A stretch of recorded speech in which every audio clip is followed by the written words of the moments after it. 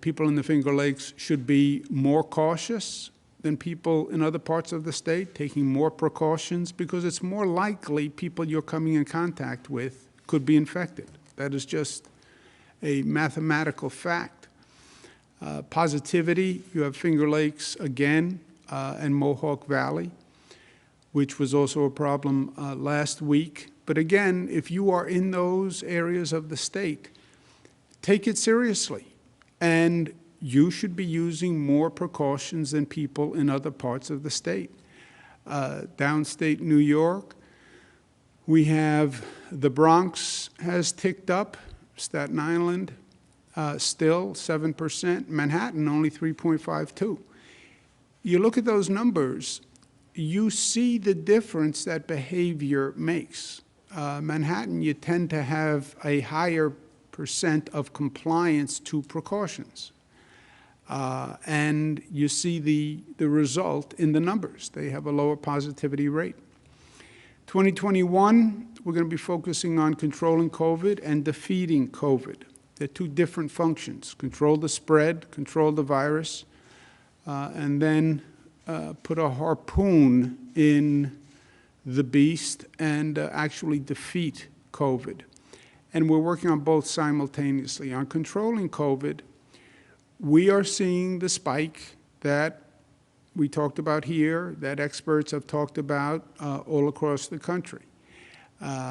We were warning about holidays and gatherings, and we're seeing the spike that came from increased social gatherings.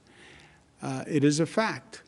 Yes, we had the holidays. Yes, it was a long year. Yes, we want to celebrate. But when you increase social activity, you're going to increase the spread of the virus if people don't take precautions. That's what we're seeing in New York State. That's what you're seeing all across this country. And that's the growing numbers of hospitalizations, of infections, and of deaths, unfortunately. And it is a consequence of our actions. If you look at, really this started at Thanksgiving. Thanksgiving was the first holiday, right? And we saw an increase in Thanksgiving.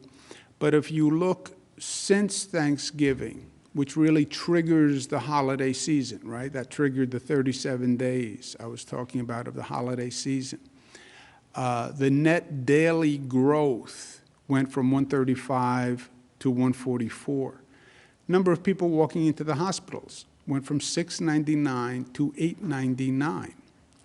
So it is clear that the increase through the holidays increased the infection rate and increased the number of people who are now walking into hospitals.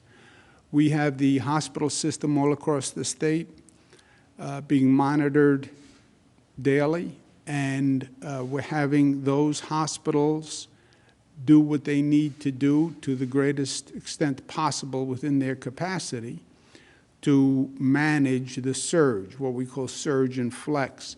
This is a totally new operation for hospitals and for the state, but they're adding capacity, they're closing down units that they don't need to add capacity, and we're watching very closely hospital capacity, because that is the red line, that's the red zone.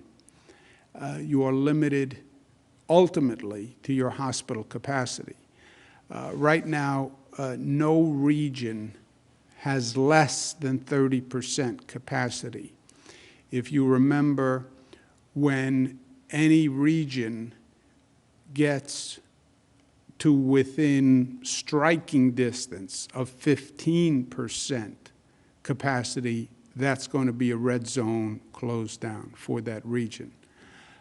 Right now, no region is above 30, but they're all hovering in that range.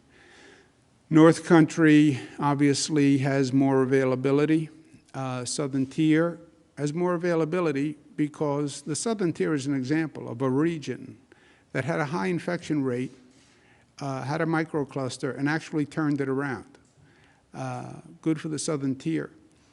New York City's about 49% Mid-Hudson, but Where are you lowest? You're lowest in the Finger Lakes, which makes sense because that's where you have the highest hospitalization rate in the state.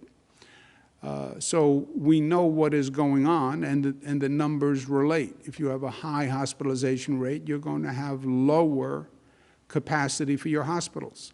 And that's where we see right now the greatest problem is in the Finger Lakes. How do we defeat COVID? We defeat COVID the way we've been controlling COVID for the past year. It is a function of our activity. It is these social gatherings. I know people say, oh, how can you say we shouldn't gather socially? I understand we are social beings. I understand the hospitals, but it's how you do it. It is how you do it. Are you safe? Are you doing as much as you can outdoors? Are you wearing a mask? Are you keeping windows open? Are you keeping the crowd small? It's being smart. That is all this is. It is a virus. You've all had someone in the house with a virus. You know how the virus spreads. And it's a consequence of being smart and being responsible. Those numbers go up. You overload the hospitals, the region will close down. You know, we know what is going to happen. There's no unknown here. There's no arbitrary decisions being made. If the infection rate increases, then the region closes. And that's the last thing anybody wants. So if you don't want that, then don't bemoan reality. Do something about it and be smart and reduce the infection rate. In the meantime, while we're trying to control COVID with one hand, we're trying to defeat it with the other, and the vaccine is the weapon that will win the war. Now, nationwide, there have been issues with the delivery of the vaccine, which, by the way, is no surprise. We've said many, many times that this was a much more aggressive undertaking than anyone thought, that this nation was not prepared, that the vaccine administration and delivery was going to be more testing than anything we had done before, because we had just gone through the testing for COVID. Testing for COVID is much simpler. It's a nasal swab. And by the way, nobody says no to a COVID test, not like a vaccine. You don't have that same resistance, those same fears. We need to do more vaccines than we have done COVID testing all across this country. Only this state, which has done more testing than any other state, has actually done more COVID tests than the number of vaccines we're going to have to administer. But it is a massive undertaking for this nation. Now, it's important to understand how we're doing the vaccine. And think of it in three tranches, if you will. We're doing vaccines in nursing homes, then it's being administered by hospitals, and then it's being administered through what we call special efforts. And I just want to go through one at a time so people understand this. In nursing homes, we participated in a federally run program that would send the vaccines directly to the nursing homes and the pharmacies. And the federal government contracted with pharmacies, national pharmacy chains, to do the vaccinations in the nursing homes. That has not been going as quickly as we would have liked. New York is now going to step in and actually expedite the federal program in nursing homes. We have about 611 nursing home facilities statewide. About 288 of them have completed the first dose for residents. You have residents in nursing homes, and then you have the staff in nursing homes. Both are being vaccinated. For the residents, about half of them have gotten the first dose. You can't get more than the first dose yet, because the first dose, then it's 21 days to get the second dose. We are going to supplement and expedite the federal program, and 234 additional dosages will happen this week, which will get us up to 85% of the nursing home residents by the end of this week.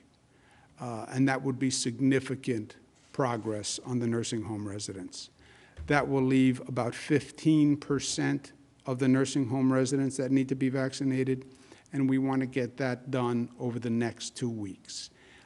So the goal is, over the next 2 weeks, all the nursing home residents vaccinated, and simultaneously we're doing the staff. Under the federal program, they do 1/3 of the staff in 3 tranches, just in case any staff member has an allergic reaction or something like that. They decided to do 1/3, 1/3, 1/3 of the staff, and that will be expedited. We'll be sending in additional personnel into nursing homes to do the vaccines. Some nursing homes can actually do the injections themselves. Nursing homes have staff, many of them, that can actually do vaccines. If they can do it themselves, we're going to go to them and let them do it themselves to further expedite it. But the nursing homes have always been the most vulnerable populations, and we want to get that done. We want to get that done quickly. The federal program has not worked as quickly as we would have liked.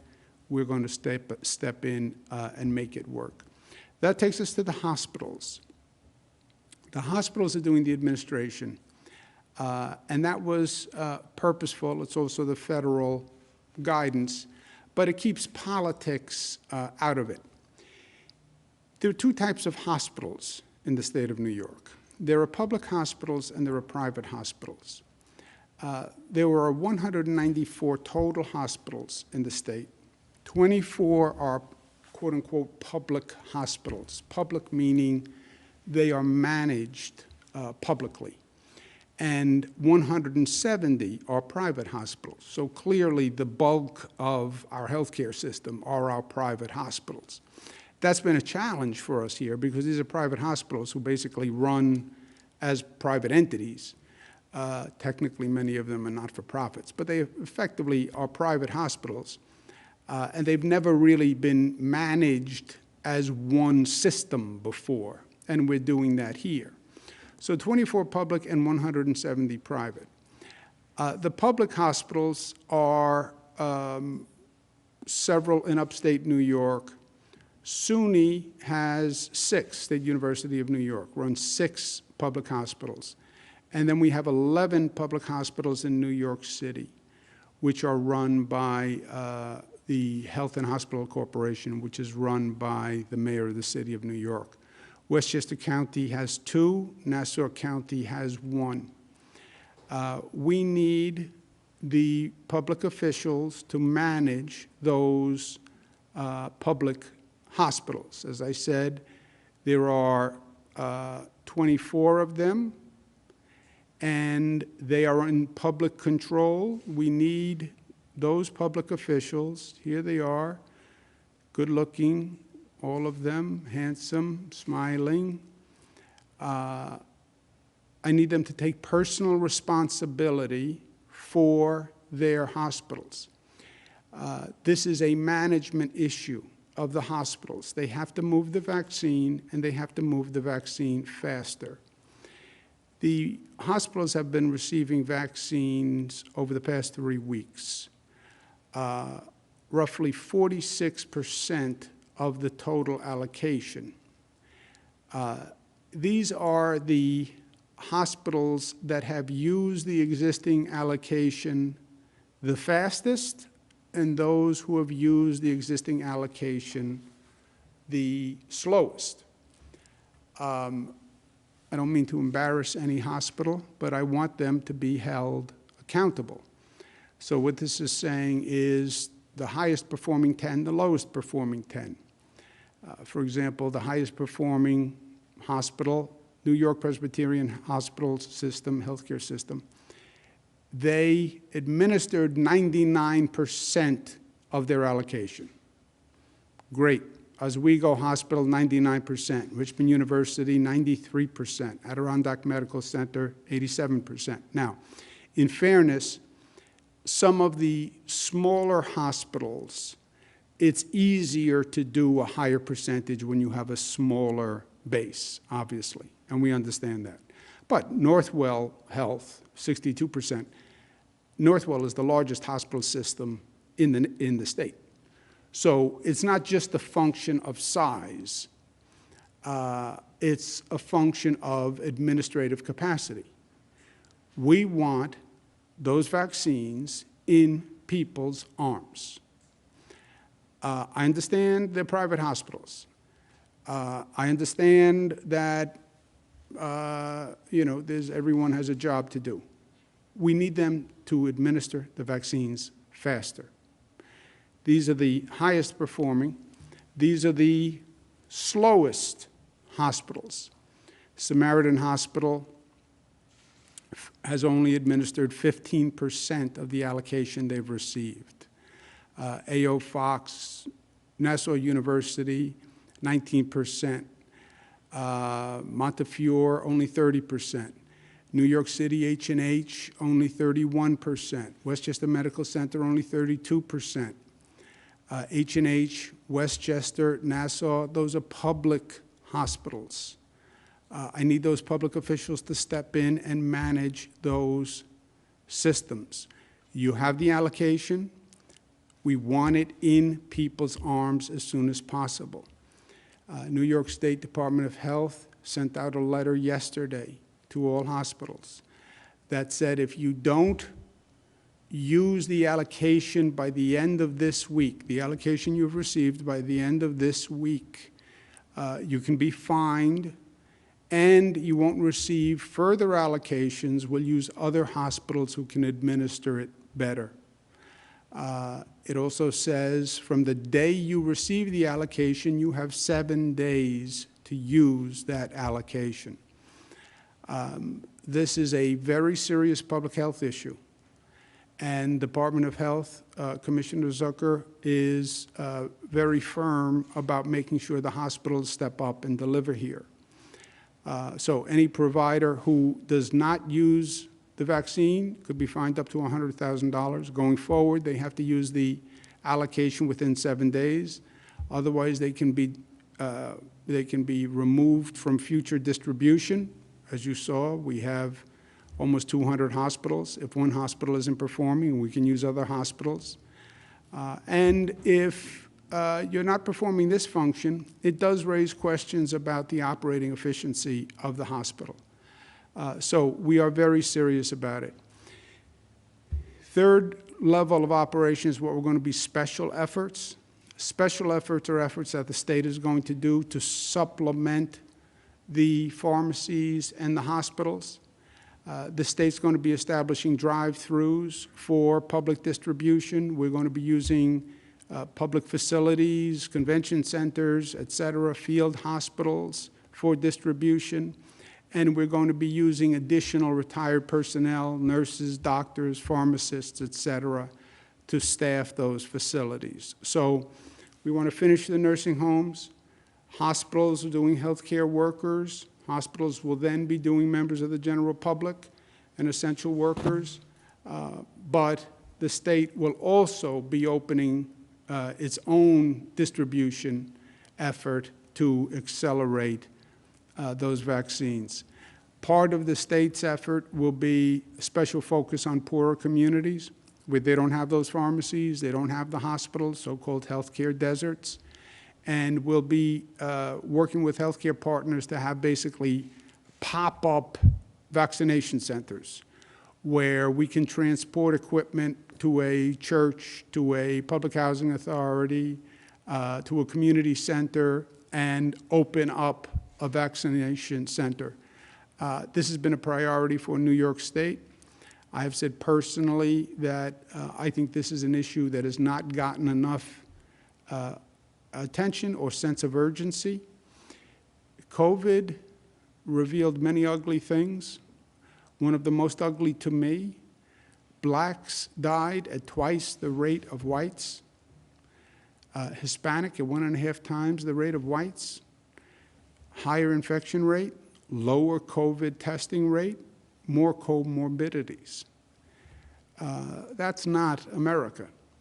So to make the point about equality of distribution, I will receive my vaccine, and I want to receive a vaccine. I believe in the vaccine 100%, but I'm going to receive my vaccine when my age group is eligible and it's available in Black and Hispanic and poor communities across the state through state efforts.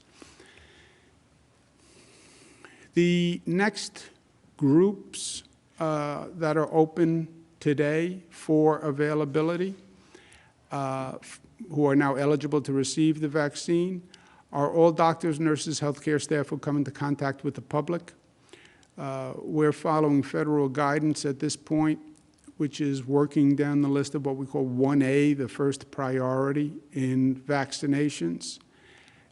It's primarily healthcare workers, which makes sense. Healthcare workers are the people who are in the greatest danger of contracting the virus because they're dealing with people who come in who have the virus.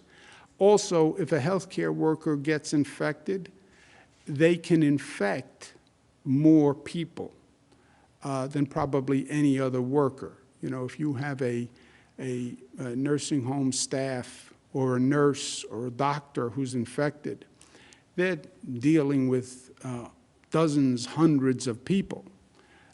They would be a super spreader in and of themselves. So we're making 1A, basically all healthcare workers are going to be eligible today, and that is the first priority. Also, these vaccines are a valuable commodity. I don't think we appreciate how valuable yet. You're going to have some people who don't want to receive the vaccine. I understand that. We're going to talk about that as we go through this. But you're going to have a lot of people who want the vaccine desperately. I would take the vaccine today. It could be a life-saving situation. If any entity falsifies who they are, if there is fraud or fraudulent sale or fraudulent vaccination, that is very serious. That provider will lose their license, period. They'll be out. I don't care if you're a doctor, you're a nurse. It's a crime, in my opinion. And I'm going to be proposing a law for the legislature when they come back to make it a crime. You know, this vaccine can be like gold to some people. And if there's any fraud in the distribution, you're letting people get ahead of other people or friends or family, or they're selling the vaccine, you'll lose a license, but I do believe it should be criminal, and I'm going to propose a law to that effect. On education, state guidance for counties. There are some counties in the state that are over 9% on our numbers. Again, this is on state numbers. Different counties count differently, but for legal purposes, it's the state numbers that matter. For counties that are over 9%, they're doing school testing. If their schools are below the level of positivity in the community, then they can keep the schools open. It is up to the local school district to make that decision. My position has always been, if the children are safer in the school than they are on the streets of the community, then children should be in school. We're testing in the schools, so we know the positivity rate in the schools. We know the positivity rate in the community. If the schools are safer, then my opinion, just an opinion, not a fact, my opinion is leave the schools open. But that will be up to the school districts across the state. I understand the primacy and the history of local control of education. I respect it. I gave my opinion, but it will be up to the local school districts to decide. 2021 State of the State will start this coming Monday. It's going to be a different kind of State of the State because it is a different time. And adjust to the times, but that will be this coming Monday. With that, let's take some questions, operator. Thank you, Governor. If you'd like to ask a question, please use the raise hand function at the bottom of your window. We'll take a brief moment to compile the Q&A roster.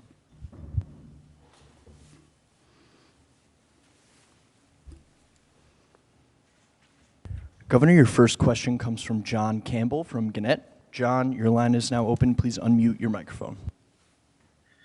Hi, Governor. Couple things here. One, on vaccines. On the one hand, you're telling hospitals to use their allotment by the end of the week or face a fine. But on the other hand, you're telling them if they mess up the prioritization, they could also face a fine. Are those competing principles there? And is that in any way slowing down the vaccination process? And then my second question is about the Finger Lakes and the Mohawk Valley. You're telling them to take extra precautions, but why aren't you imposing any additional restrictions in those areas if they are being hit harder than the rest of the state? Yeah, John, just stay with me. I didn't hear the second part of the first question. But just, is the fines, you have one fine for hospitals that don't use up their allotment this week. You have another fine for people who mess up the prioritization or administer to people who aren't supposed to be getting the vaccine right now. Are those competing principles, and is that slowing down the vaccination process at all? I'm sorry, I got it. First, the hospitals have been given the vaccines for expeditious administration. If you have been given an allocation and you've only used a third of the allocation, then you shouldn't have the allocation. We have options, John. You have some hospitals that are doing 99% of the allocation, 60% of the allocation. They're much better at administering. I want to get needles in the arms, and I want to get that done as quickly as possible. If there are some hospitals that are better at doing that, then they should be doing that. If you can't do that within 7 days, then just raise your hand and say, I can't do this. Fine, we'll go to a different hospital. We know what hospitals are better at administering it. I'd rather have the faster hospitals administering it. The fine, and if you can administer it, if your hospital doesn't have the capacity, then just say that. But don't say, as a hospital, I can administer it, but then don't. That's why you would be fined. You would be fined for accepting an allocation that you can't administer or won't administer. You should just say, I don't want to participate in the program, which is fine. And then we'll give it to a different hospital. The second quote-unquote fine, that is not a mistake, John. I want to pass a criminal law to that effect. Criminal law is intent. It's not a mistake. It's not that you were defrauded. It's you engaged knowingly in a criminal act. You sold the vaccines because you could make money. I came to you and I said, look, I'm not eligible, but I want to skip ahead to the line, and I'm willing to pay you for that. That's a crime. I'm talking about criminal conduct, not a mistake. Or not that you were defrauded. If a hospital said, look, they gave me a phony driver's license, and they told me they were 75, but they weren't. I was defrauded. Fine.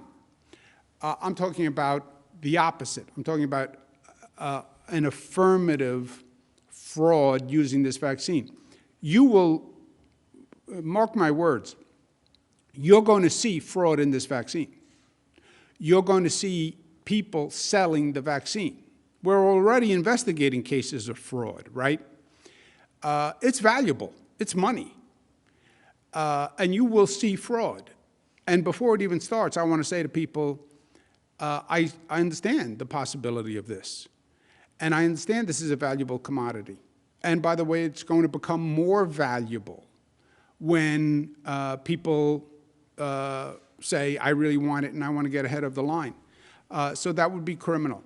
The main spread is now coming from social gatherings. I have said everything that I can say. We've closed and regulated every outlet that we can regulate. Some people have mocked me, made fun, a little picture of me looking in the window of a house, that I was so intrusive, that I was looking into your home to see how many people you had at a social gathering. The CDC has said no more than your immediate household. The state has said no more than 10.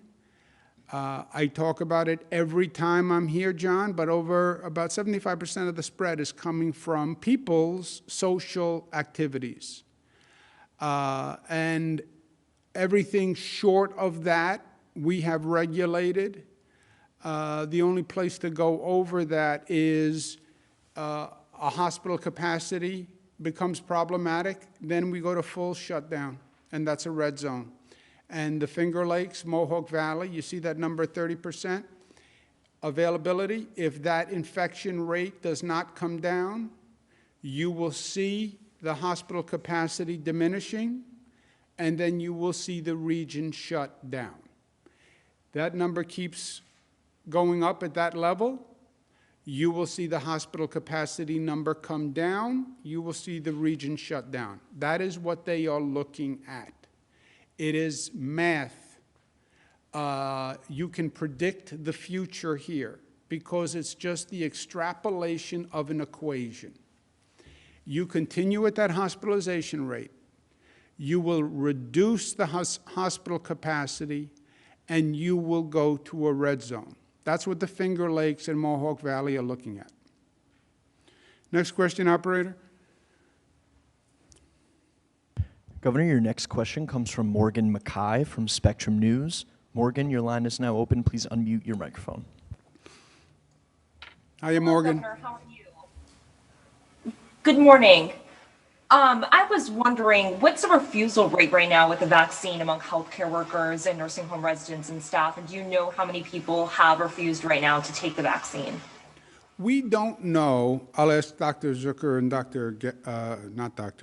well, he's technically a doctor. He's a lawyer. He's technically a doctor, but I don't call him doctor because then I would be a doctor too. Gareth Rhodes. We know the percent, the successful percent that most hospitals have administered of their allocation. We don't have a definitive breakdown of staff who didn't get it versus staff who wouldn't take it. We have anecdotal. We don't have hard numbers, but I would ask Dr. Zucker and Gareth, we'll call him Dr. Rhodes. Dr. Rhodes, if he knows anything beyond that. Thank you, Governor. And as the Governor mentioned, we have some anecdotal evidence from the hospitals, but primarily with the nursing homes, we were saying we have some more data on that. It's about 10% of the residents and about 15% of the staff. The healthcare workers, we're pushing very hard, and they are also pushing to get everyone vaccinated. That's the critical thing to do for them. But I don't have a specific number for the whole healthcare system unless Gareth does. I have nothing more to add. That's good. Nothing else, Dr. Rhodes? Next question, operator. Governor, your next question comes from Jeff Kulikowski from Channel 9 in Syracuse. Jeff, your line is now open. Please unmute your microphone. Hi, Governor. How are you? Happy New Year. Happy New Year, Jeff. How you doing? Good, thank you, sir. Could you help me understand better? The release from the press office yesterday said the percent of hospital beds available in the central New York region is 20%. Your slide, obviously, earlier today said that that Central New York was at 30.87%. So is there a difference I'm not understanding there? Because the 20% has a lot of us concerned that more restrictions are coming. The number you saw today, and I'll ask Dr. Rhodes to comment on this, the number you saw today is what that hospital could surge to in 7 days. So you have, well, it is a little complicated, but it's a good question. I want to make sure we all understand it. You have, what is your availability today, hospital? What is your surge capacity for staffed beds within 7 days, meaning you could have 20% today. What can you add within 7 days, and what would your capacity be? What would your capacity be in 14 days? We even ask, what could your capacity be in 21 days? So you can have a 100-bed hospital, and I can have 80 people in those beds, so I have a 20% capacity. But I also have an ambulatory center, and I can close the ambulatory center, and I can make those hospital beds. But that would take me 7 days. So then I could give you one number for today, but I have capacity to make some changes and add beds, and that's the 7-day surge. You give me a little more time as a hospital, I could hire more staff, and I'd have a 14-day surge capacity that is a little greater. So you have capacity today, your ability to surge and add, which is either beds or staff, or sometimes both, in 7 days, 14 days, 21 days. But Gareth, you want to comment on that? Yes, the governor is exactly right. These are what the information the hospital gives the state every single day. This number of staffed acute care beds that are currently available, it's a number we watch very, very closely. We watch the rate of hospital admissions, what the growth rate is, and we can project that out. And then what can you build within 7 days? Again, acute care, staffed beds. It's an important metric to be able to know that these hospitals can provide the type of care to a certain number of patients over a period of time. So the governor is exactly right in the way he described it. Okay, operator, next question. Anyone want to add anything? Correct anything? Misstatements, misfacts, miscues, misinterpretation? Operator? Governor, your next question comes from Dan Clark from PBS. Dan, your line is now open. Please unmute your microphone. Hey, Governor, can you hear me? Yes, sir, Dan. Happy New Year. Happy New Year to you as well. So you said something sort of ominous that next Monday will be the start of the State of the State. Can you give us any more details? Are we looking at more than one speech? Will it be done virtually just because obviously you don't want to have a super spreader event? What are we looking at for State of the State? Governor is super spreader. Now that would be a story. Governor super spreader, State of the State. It shouldn't be ominous, first of all, Dan. It should be intriguing. Look, this is a different year, and there will be no crowd, so virtual, whatever you call this. But obviously you can't bring a crowd together. There's no crowd, so you don't have a convention center. You don't have 1,000 people in the convention center. But actually, you have many more people paying attention to these types of communications than we ever did before for the State of the State. We have hundreds of thousands of viewers on this. But it will be different, and this is also a different kind of state, not just in the mechanism, but this is going to be a different State of the State because it's a more challenging year for the state, and we have more to do. So I'll leave it at that for now because I want to have a little suspense, not ominous. It's going to be good. I know you love to listen to my speeches and remarks, Dan, so it's going to be very good. Question, please, operator. Your next question comes from Kevin Tampone from the Post-Standard. Kevin, your line is now open. Please unmute your microphone. Hiya, Kevin. Yeah, hi, Governor. Given what you were just saying to John earlier on the zones, how should we think about the microcluster zones going forward?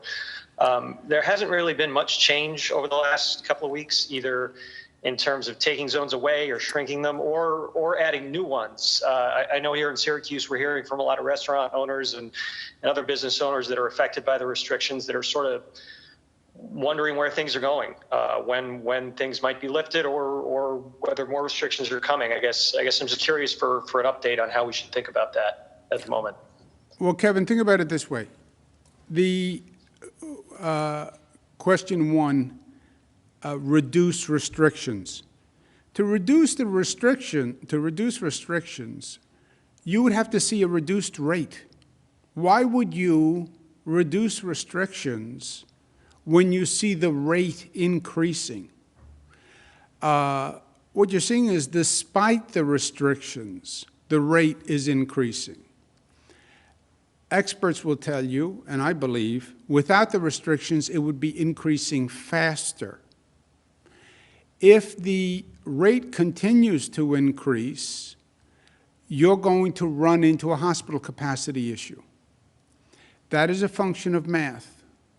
When you run into a hospital capacity issue, then we have to close down the economy. And Kevin, well, we don't want to close down the economy. That's terrible. It is terrible. It is.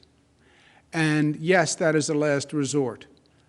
But that is a function of our behavior. You know, the Finger Lakes, you see for weeks the numbers going up. You see the positivity rate go up. You see the hospitalization rate go up. You see the hospital capacity go down. That is going to lead you to a close down. There is no alternative. So people are in control of their own destiny. You know, this is not government. This is social behavior. New Yorkers brought the COVID rate down. And if New Yorkers are not careful, the COVID rate will go up. And we restricted everything we could. I'm not going to reduce any restrictions in a region where it's still going up. And if it keeps going up, and social gatherings are 75% of the cause, and they have pictures of me looking in the window and into people's homes, you know, if the rate keeps going up, then you're going to reduce hospital capacity, and it's going to be a red zone. Operator, let's take one more question. Governor, your last question comes from Shannon Young from Politico. Shannon, your line is now open. Please unmute your microphone. Hi, Governor. Happy New Year. Happy New Year, Shannon. So just wanted to get a little bit more details on sort of what the issue is right now with the hospitals in reaching the vaccination levels that you would like to see. Has it been the priority issue? Has it been people refusing to get the vaccines? Or has it been sort of a supply chain cooling issue? And then how many vaccines have been administered in the state as of today? Okay, about 300,000 vaccines have been administered. I've spoken to dozens of hospitals. I may go to medical school after this experience. It's all of the above, Shannon. There is no one cause. But let's just remember what we're doing here. The federal government set guidance on prioritization of who should receive the first vaccines. We agreed with the federal prioritization on the top priority, what they call priority one, hence top priority. Priority one is inarguable. It's all healthcare workers who come in contact with the public. Why? Because they're most likely to be infected, because they're coming in contact with the public, and they're most likely to spread the infection, because they come in contact with the public. And I'm going to ask Dr. Zucker to comment on this. Look, you're going to have a lot of people who I could argue are a top priority. Police are top priority. Bus drivers, subway operators, firefighters, right? But healthcare workers on the numbers come into contact with more people and are most in a setting where they could get infected. The hospitals get the vaccines. They can store these vaccines, both the Pfizer and the Moderna. and they are responsible for administering, this is to their staff, to their staff. How are some hospitals at 99% and some hospitals at 15%? I have heard nothing besides the urgency and the management capacity and efficiency. You know, they all have the storage capacity. Some are at 99%. Now, well, some people will refuse to take it. Some healthcare workers will refuse to take it. But that can't be the issue because they're at 99%. They have more, they have healthcare workers who they haven't reached yet. So even if you want to say a small percentage of healthcare workers won't take the vaccine, that's not where they're at. Now, it's only been 3 weeks, and you could argue that, well, I am being very aggressive in trying to get the vaccine out the door quickly. I am. I don't want the vaccine in a freezer. I want it in somebody's arm. So, yes, I'm being aggressive. But if some hospitals can get 99% out, you can't explain the deviation between 99 and 15. And I haven't heard a good explanation that's anything other than within their own bureaucracy and their own administration within their own bureaucracy. Now, they'll say to me, it's only been 3 weeks. And for some hospitals, it depends on your calibration. You could argue that 3 weeks is a short period of time. I think 3 weeks is a long period of time. And also, Shannon, the hospital doesn't have to participate. If they don't want the pressure of doing it, I understand, fine. Then just say, I don't want to participate. And then we'll send it to another hospital in that area that will participate and can do the employees of that hospital plus their own employees. I don't have any problem with that. I do have a problem with the hospital saying they're going to participate, receiving a scarce vaccine, and not administering it. But I have not heard any explanation other than it's only been 3 weeks, and not everybody comes in every day, and people have different shifts. You know, it's all the bureaucracy. It's bureaucracy. But Dr. Zucker, who happens to be a doctor and probably is more sympathetic to the hospitals and the bureaucracy than I am. See, I operate by the doctrine of constructive impatience, Shannon, constructive impatience. There's always reasons to go slow. There's always reasons why it hasn't gotten done, especially in government. Constructive impatience is, I am impatient, but it is constructive. I'm impatient that it has been 3 weeks and the vaccines haven't been administered. I am impatient. Well, that's a negative. No, I think it's constructive impatience. This is a matter of life and death. So yes, I'm impatient, but I think it's constructive. Dr. Zucker? Thank you, Governor.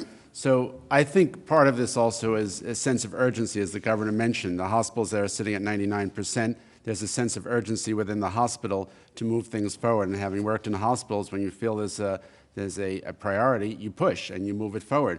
So those at the top end, obviously, there's a sense of urgency there.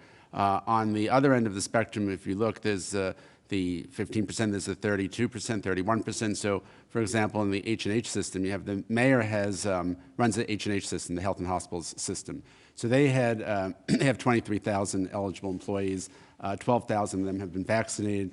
They've received 38,000 vaccines. So those other 11,000 employees need to get vaccinated. There needs to be a sense of urgency there. And as the Governor mentioned, the issue is that those employees, whether it's in the system, the H&H system or any of the other hospitals, they are the front-facing healthcare workers. They are sitting right opposite a patient who has a medical condition who, if they get COVID, are more likely to get ill, end up in the hospital, or stay in the hospital and unfortunately potentially die. So there is the sense of urgency, and I urge everyone to recognize that this is a high priority in the hospital system all across the state. And Shannon, let me just double down on the constructive impatience. We're doing healthcare workers as the first tranche.